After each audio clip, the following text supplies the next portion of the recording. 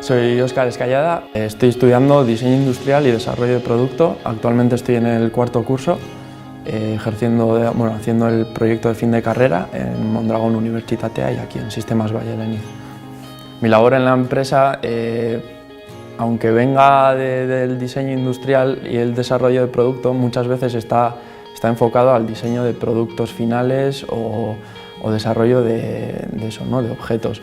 Pero sí que es verdad que está dentro de la producción, tiene mucha importancia, ya que, por ejemplo, yo como técnico de procesos ayudo a que la producción vaya mejor, diseñando más para las personas debido a nuestra gran capacidad de análisis e ideación que tenemos.